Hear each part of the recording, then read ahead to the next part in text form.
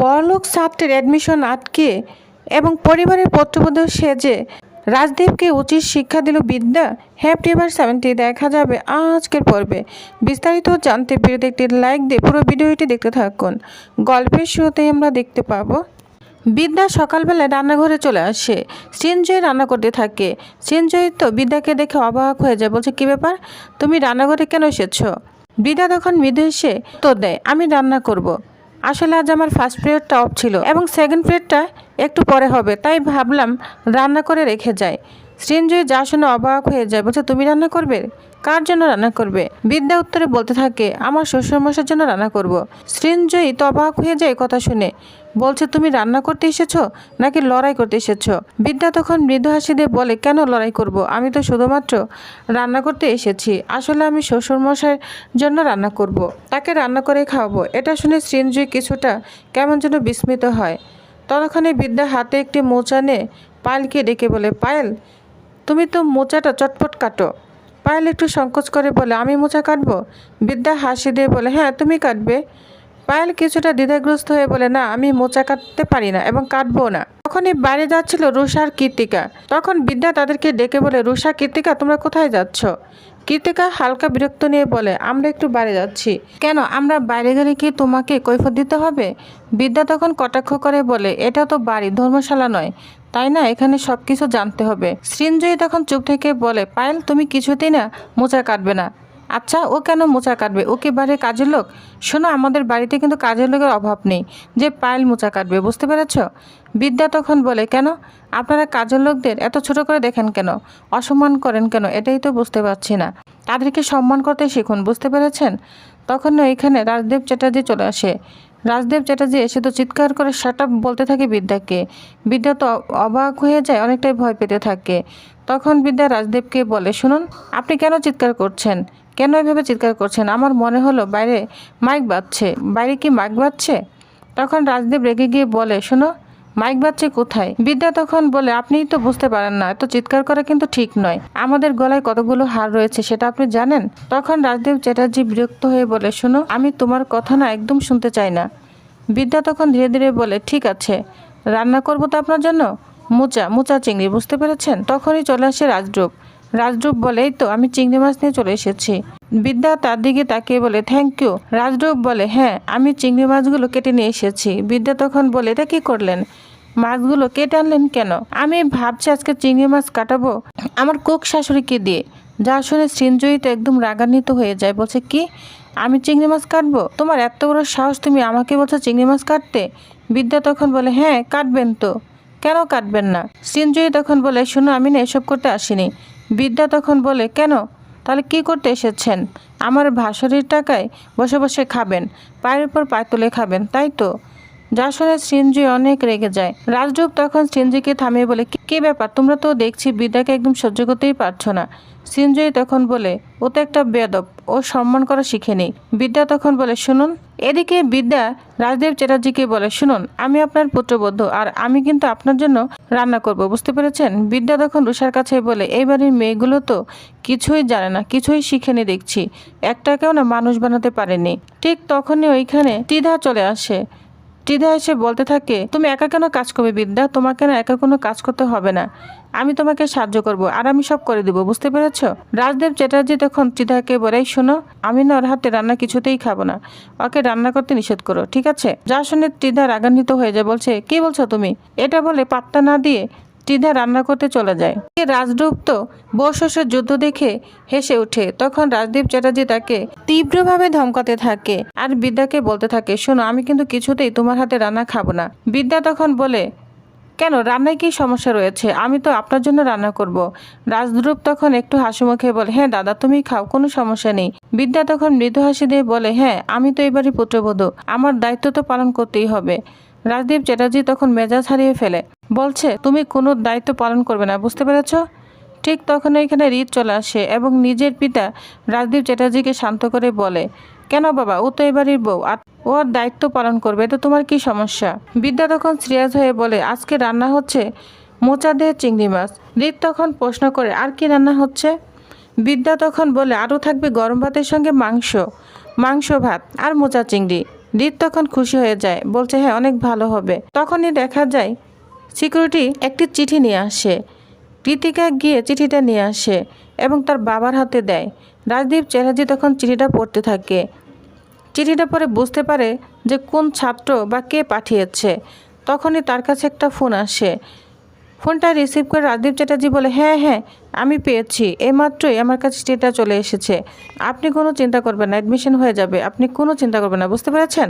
এটা বলে রাজদীপ চ্যাটার্জি ফোনটা রেখে দেয়। তখনই বিদ্যা রাজদীপের হাত থেকে মার্কশিটগুলো টান দিয়ে নিয়ে নেয়, যা দেখে রাজদীপ চ্যাটার্জি তো খুব রাগান্বিত হয়ে যায়। বলছে, এই মেয়ে তুমি আমার হাত থেকে এই পেপারসগুলো কেন নিলে, তোমার তো সাহস কম নয়। তখন বিদ্যা কোনো পাত্তা না দিয়ে পেপারসগুলো পড়তে থাকে। পেপারসগুলো পড়ে নিচে ছাত্রটার বাবার নাম দেখতে পায়। বলছে, চেনা চেনা মনে হচ্ছে।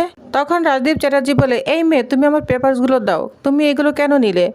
বিদ্যা তখন তার দিকে তাকিয়ে বলে, এটা তো মনে হচ্ছে প্রভাবশালী লোক। রাজদীপ তখন অবাক হয়ে বলে, হ্যাঁ এটা তো একটা মন্ত্রী ছেলে। তখন বিদ্যা বলতে থাকে, তাহলে কত টাকায় ডিলটা হলো। রাজদীপ চ্যাটার্জি একদম রেগে গিয়ে বলে, একদম মুখ সামলে কথা বলবে, তোমার এত সাহস কী করে হয়।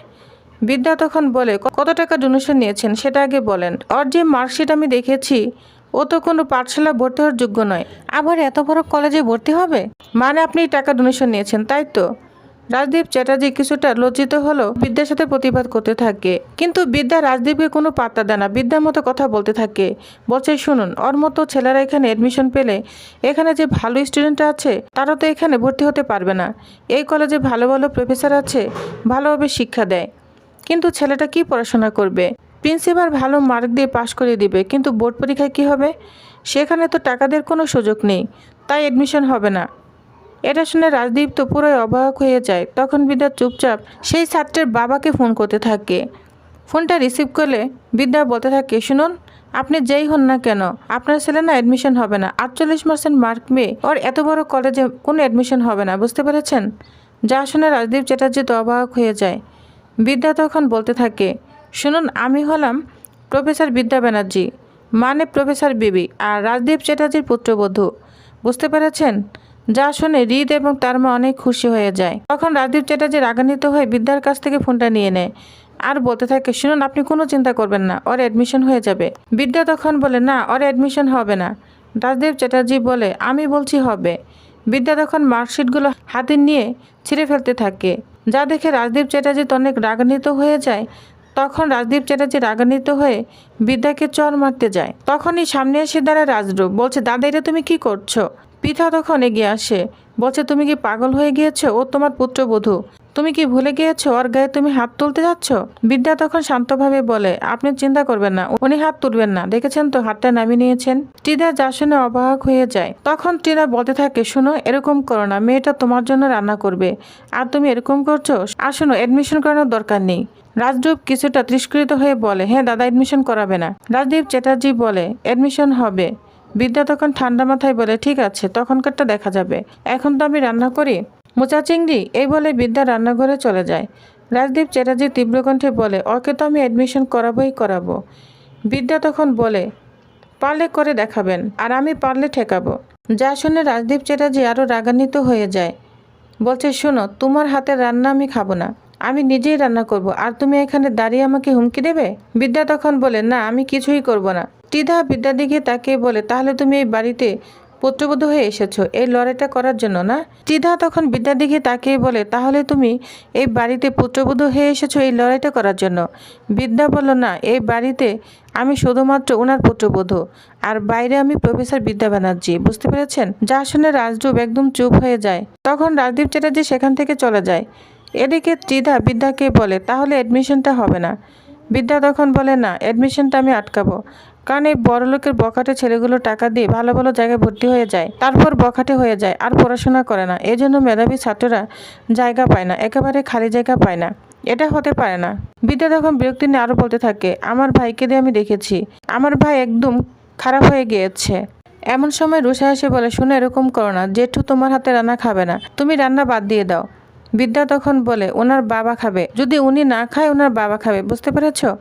এটা শুনে সিনজি অবাক হয়ে তাকিয়ে থাকে। বিদ্যা তখন বলতে থাকে, হ্যাঁ আমার শাশুড়ি মা, মানে আমার শাশুড়ি মার শ্বশুরমশাই খাবে। যা শুনে সবাই তো অবাক হয়ে বিদ্যার দিকে তাকিয়ে থাকে। এদিকে হৃদ ভাবতে থাকে, আমি কি বাড়ি সামলাবো না কলেজ সামলাবো? বিদ্যা কি করছে? এই রান্না করছে, ঝগড়া করছে, কি যে করছে কিছুই তো বুঝতে পারছি না। অন্যদিকে দেখা যায় বিদ্যা কলেজে চলে যায়। সেখানে প্রফেসর SM বলে, বিদ্যা আমি তোমার সঙ্গে একটি কথা বলতে চাই। তখন বিদ্যা বলে, হ্যাঁ বলুন। তখন সে বলতে থাকে, স্টুডেন্টদের সবাইকে তাড়িয়ে দেওয়া হবে, আপনার বিরুদ্ধে অনেক বড় বড় ষড়যন্ত্র হচ্ছে। তখন বিদ্যা বলে, আপনি সত্যি বলছেন? প্রফেসর SM বলতে থাকে, আমি আপনাকে কখনো মিথ্যা বলেছি? আপনি এভাবে বলতে পারলেন? বিদ্যা বলে, সরি, আমি আসলে এভাবে বলতে চাইনি। তখন প্রফেসর সমস্ত কিছুই খুলে বলে বিদ্যাকে। বিদ্যা যা শুনে অবাক হয়ে যায় আর বিদ্যার মধ্যে প্ল্যান করতে থাকে। এদিকে প্রিন্সিপাল সবাইকে নিয়ে বিদ্যার বিরুদ্ধে ষড়যন্ত্র করছে। বিদ্যা তখনই রুমে ঢুকে পড়ে।